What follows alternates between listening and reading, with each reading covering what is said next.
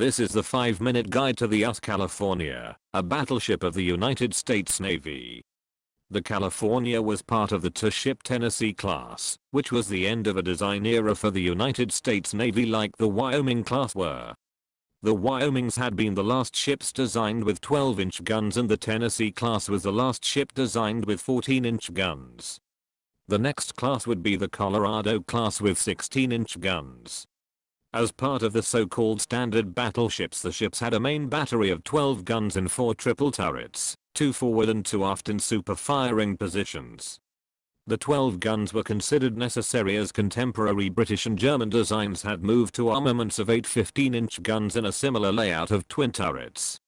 A secondary battery of 5-inch guns and 2 torpedo tubes finished the weapons outfit. Some early 3-inch anti-aircraft guns were replaced by more 5-inch guns, although the secondary battery guns were reduced in number due to overcrowding. The standard type battleships had introduced an armor layout known as all or nothing. In older designs, the main belt armor covering the vital parts of the ship was complemented by thinner sections of armor covering the rest of the length of the ship. This was because with earlier guns there was a risk of the enemy firing high explosive as well as armor-piercing shells, or thin belt could protect against these shells, which carried much bigger explosive payloads and could do a lot of damage to unprotected parts of the ship. However, as guns had gotten larger and range longer, 3 things became apparent. First, the bigger guns could probably punch through the light plate even with high explosive shells. Second, the longer range meant it was likely that only main guns could engage. Secondary batteries were unlikely to be used in battleship vs battleship duels, so an enemy ship would have to make a choice of high explosive or armor-piercing shells, and the latter were what would actually kill a ship. Third, armor was heavy, and using even thin plates over large areas was limiting the amount of protection that could be put on the main belt, and this was meant the vital parts of the ship were likely to be penetrated by the larger guns. So, the new design used all the available weight for armor in the main belt alone, which allowed for much thicker armor to be used, which meant the ships had useful protection again. Although the ends of the ship were now more exposed and vulnerable to damage from lighter guns and high explosive shells, it was thought that battles would be fought at longer ranges, and so this risk was deemed acceptable to make sure the main belt could protect the engines and magazines from direct strikes.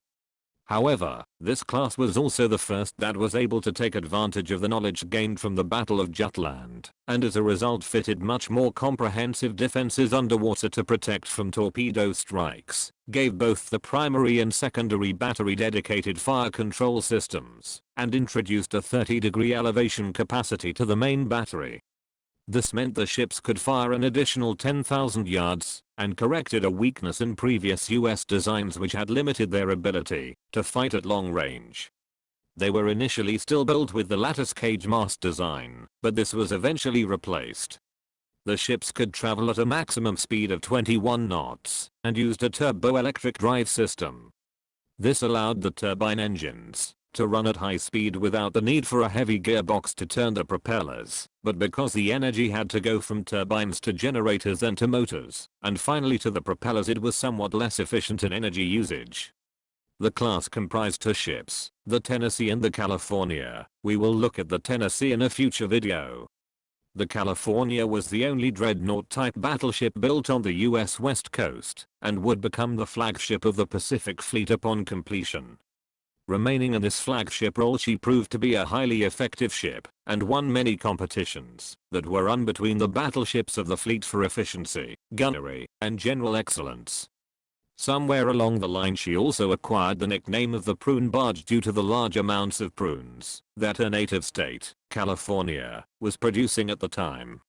In 1940 she was one of the first US battleships to receive radar. On December 7, 1941, the California was part of the force on Battleship Row at the head of the line and alone.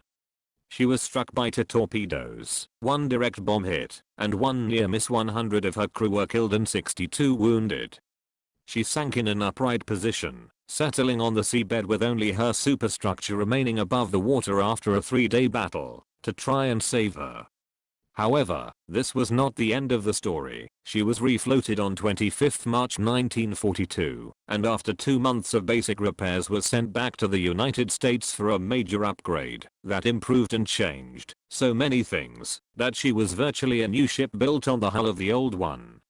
In particular, the entire secondary battery and anti-aircraft system was ripped out and replaced by the new US approach to defensive armament, which consisted of the following principle. Question: is there an empty space on the ship? If yes, why is there an empty space on the ship? Put a gun there, you idiot.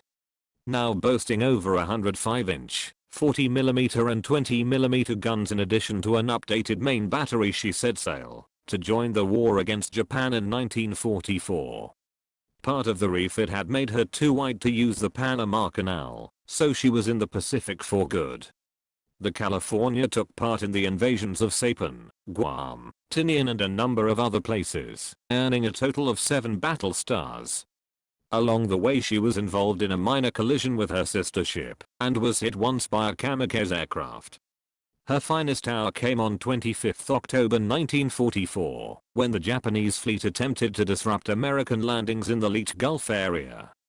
A southern force consisting of the battleships Yamashiro and Fuso along with escorts attempted to force their way through the Surigao Strait after US Navy aircraft failed to damage them on the 24th. However, a US fleet of 6 battleships including the California along with numerous escorts were waiting for them. PT boats and destroyer attacks sank the Fuso, but the Yamashiro and the cruiser Mogami kept going. Between 0300 and 0400 in the morning, the USS West Virginia detected them and opened fire. Using her advanced radar, the California along with the Tennessee joined in, and the Yamashiro was hit repeatedly and sank in under an hour. This marked the last battleship duel in history. Following the end of the war, the California made a voyage around the world to reach the Philadelphia shipyard, where she was placed in reserve and eventually scrapped in 1959. That's it for this video. Thanks for watching. Let us know if you have a favorite ship you would like to see covered.